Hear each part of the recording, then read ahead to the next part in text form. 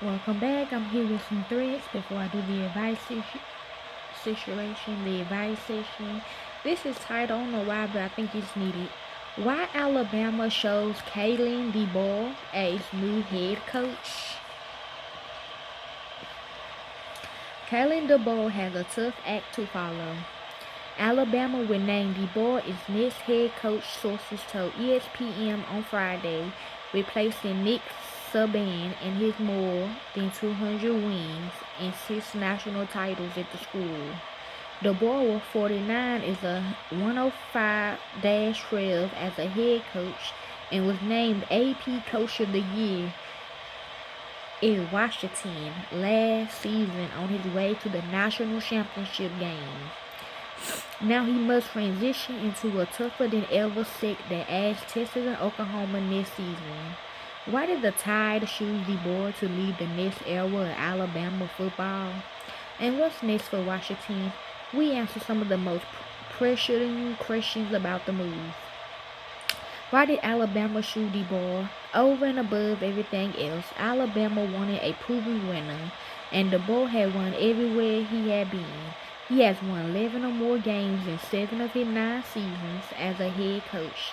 He took Washington to a Pac-12 championship in the college football playoff national championship game in his second season at UW. Two of the other guys Two of the other guys mentioned prominently in the Alabama coaching search, Dan Lanning and Steve Sarkisian, was a combined 0.5 against DeBoer over the past 2 seasons. DeBoer offenses was electric. The Huskies ranked 13th nationally in scoring this season and 6th in 2022. They averaged at least 36 points per game in both seasons, and look at the way quarterback Michael Penix Jr. blossomed under DeBoer at Washington. It was important for Alabama to get someone with vast head coaching experience.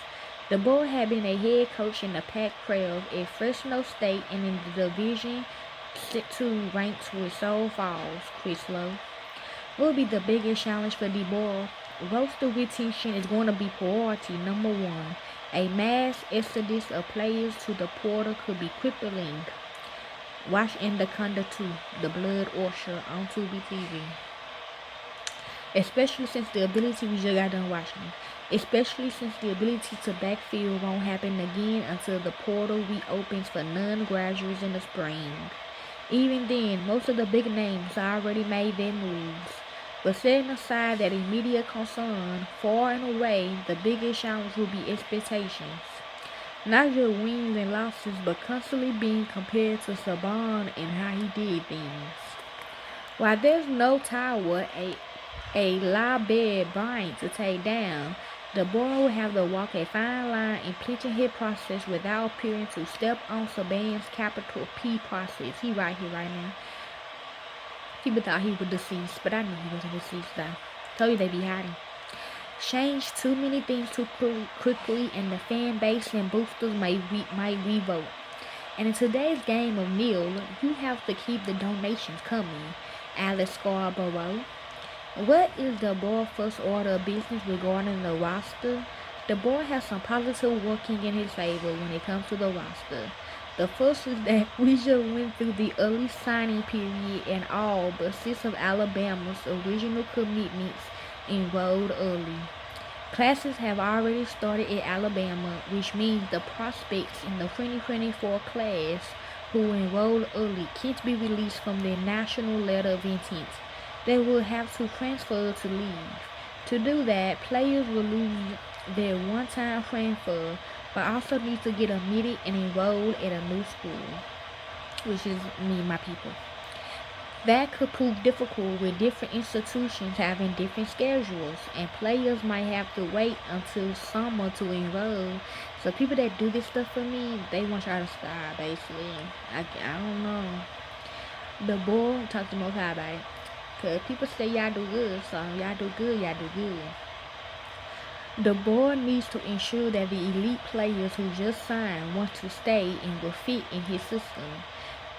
The key member of that class is five-star quarterback Julian Sand, who was the #1 quarterback and the #3 overall prospect in the cycle.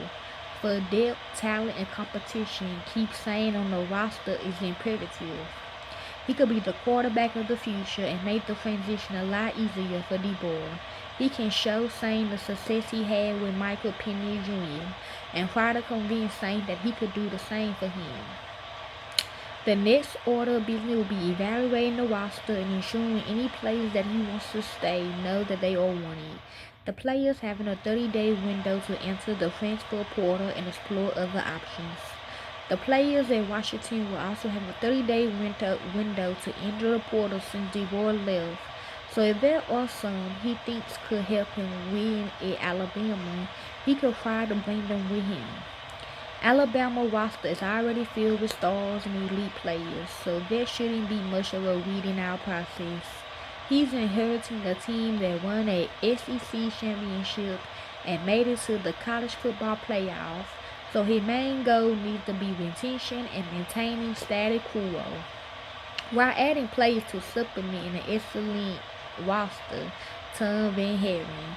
What is Saban's new role at Alabama and how does it affect DeBoer? Saban's role in our presence will be the entire university, not just the football game.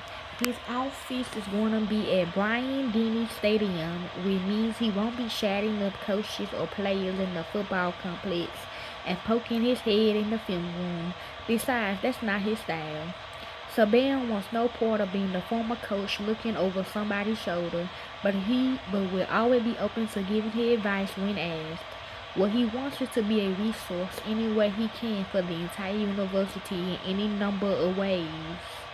He had made it clear how much Alabama means to him and his wife Terry, but he's not going to be hanging around all the time. And the reality is that whoever the new coach was going to be at Alabama, Saban's mud shadow will always going to be looking, whether Saban was physically present or not. Low. Should Alabama expect to contend for a national title this season? The expectation won't change just because Saban is gone.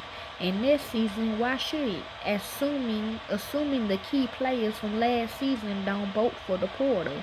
Jalen Monroe, Caleb Downs, Dante Lawson, and Caden Proctor, to name a few.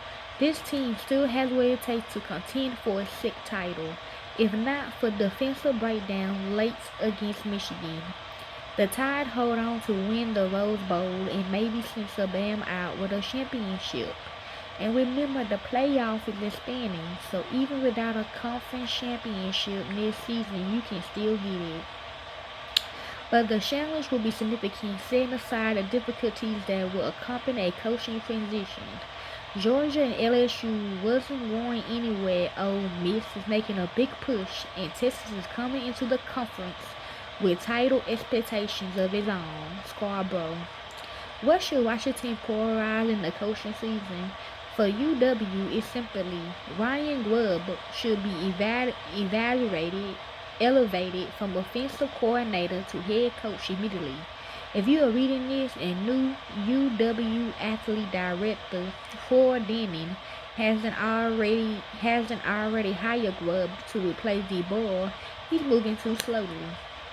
DeBoer deserves all the credit he received for what he accomplished in coaching, but Grubb had been with him nearly every step of the way: Sioux Falls, Eastern Michigan, Fresno State, and UW.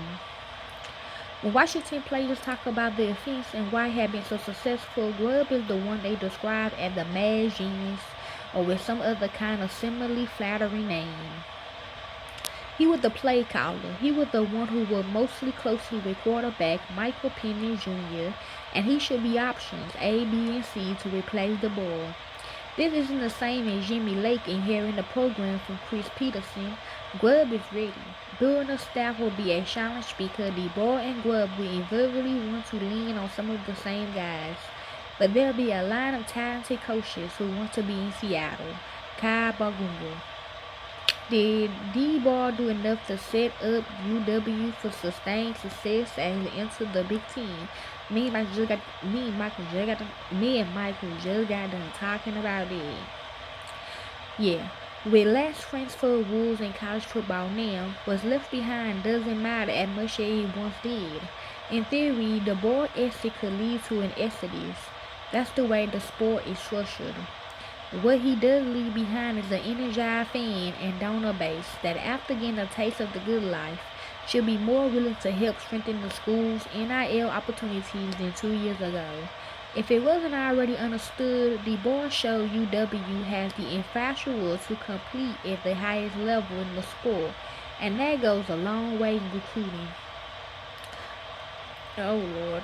With most of its key players set to depart, there were already an expectation UW was going to take a step back next year and a move to the Big Ten.